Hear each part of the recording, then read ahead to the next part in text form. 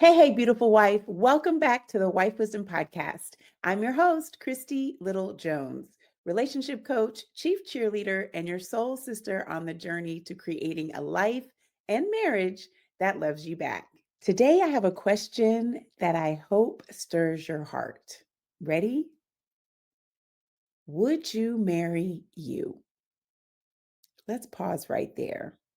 Let me let that land. Most of us can list every single thing that our husbands are not doing, where they fall short, where they are not meeting our needs, where they are frustrating us, where they may not be leading, the list. But here's the shift that I want you to catch.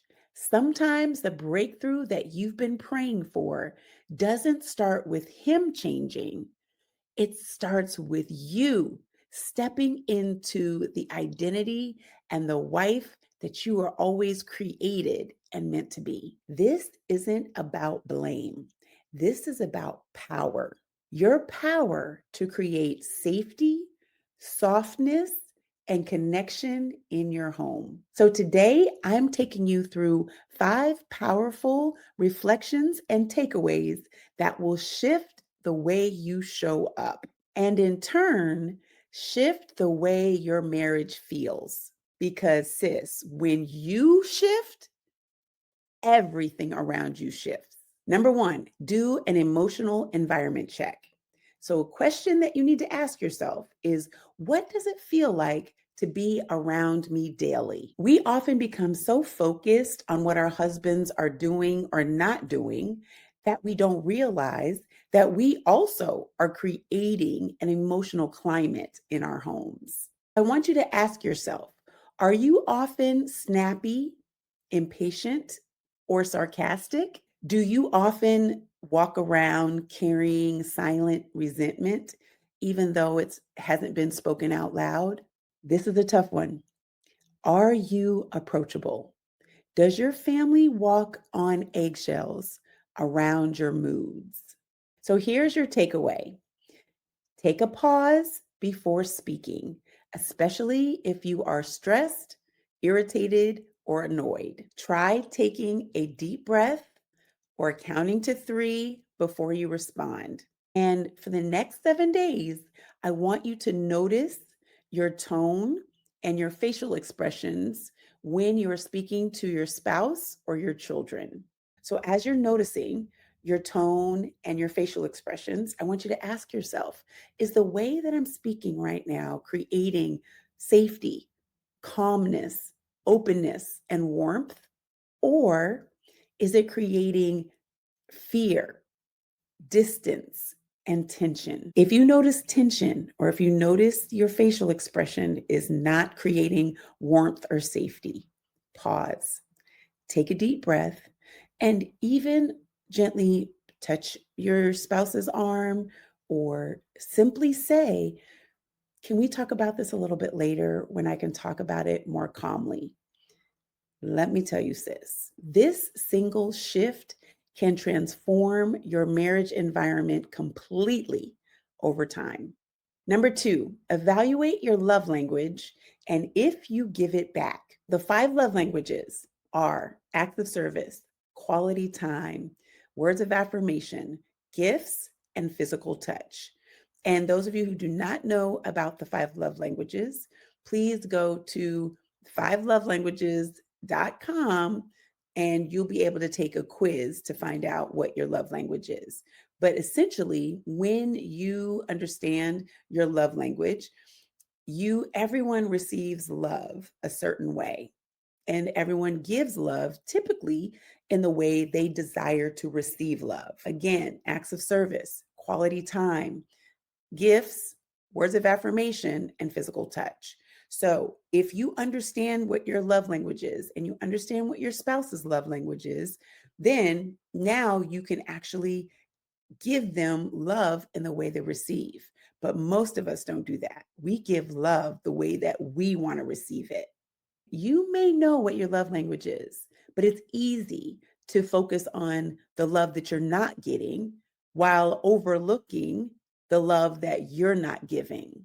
So ask yourself, Am I actively giving love to my partner in the way that they receive it?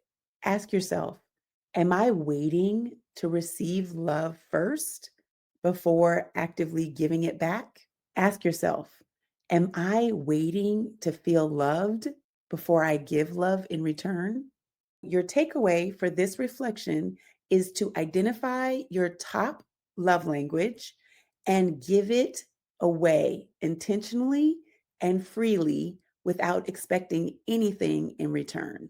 So, if your love language is words of affirmation, then speak life over your husband today. If it's quality time, invite him to go for a walk with you or just to sit with you on the couch and talk about old memories. If it's physical touch, initiate a hug or give him a kiss when he walks through the door, or just reach out your hand and hold his hand. This practice shifts you from a scarcity mindset of, I'm not getting what I need, to a love forward mindset.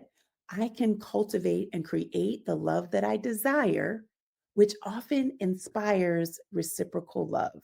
Number three, it's natural to desire your husband's affection, attention, and support, but he cannot be your sole source of joy and happiness. When we place that kind of expectation on our husbands to be our only source of joy and happiness, ooh, we are setting ourselves up. It creates unintentional pressure and major disappointment. So I want you to ask yourself, am I actively nurturing my own joy?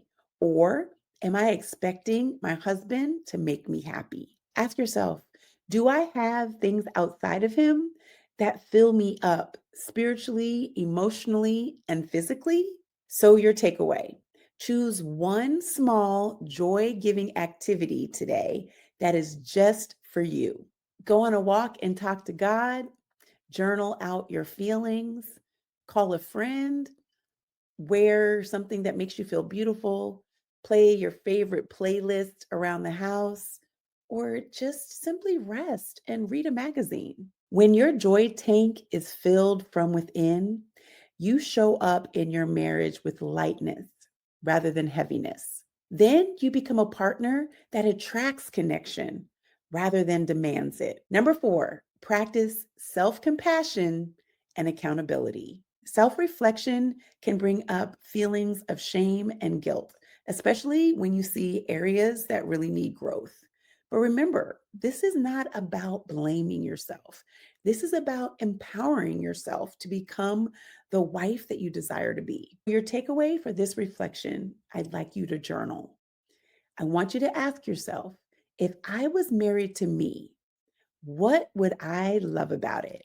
Second question, I want you to ask yourself, if I was married to me, what would be challenging about it? Be honest, but be kind to yourself. Then pick one area that you gently want to improve this week without overwhelming yourself. This might be listening with full attention, speaking more kindly, or letting go of that old resentment that you're holding on to.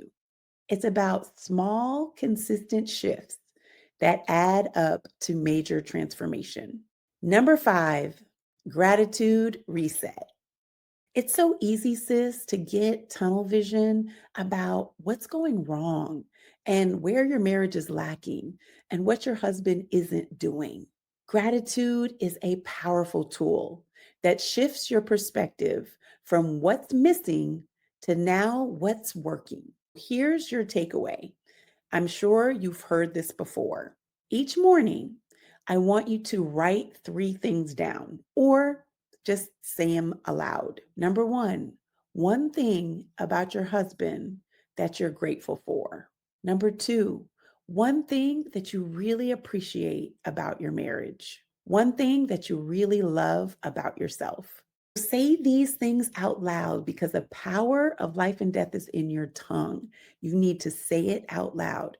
Write it down in your phone notes or in your journal on a piece of paper, a sticky note, someplace that you can see it. Let them remind you of the good that is present, even if it's imperfect. This practice really opens up your heart. to seeing your husband in a more compassionate light, which really fosters more connection. Trust me. So, wrapping up, I want you to ask yourself these two questions. Would I want to be married to me? And would I want to stay married to me? And listen, sis, you are not blaming yourself for everything that is hard or wrong in your marriage. You are actively taking back your power and creating the love and the marriage that your heart desires. I want you to remember a joyful, self aware, grateful wife shifts the energy in her home. Also, please hear me that the work that you do on yourself is never wasted. It blesses you, it blesses your husband, it blesses your children, and it blesses generations to come. If anything in this episode resonated with you, please like, comment, and subscribe. But more importantly, please share this with another wife who needs a little bit of wisdom and a whole lot of love. Thanks for joining. Take care. Thanks so much for watching. If the video you just saw blessed you, be sure to like, comment, and subscribe so you don't miss what's coming next. And if you're ready to go a little deeper, whether in your faith, your relationships, or personal growth, visit ChristyLovesYou.com/go deeper. I have something really special waiting for you there.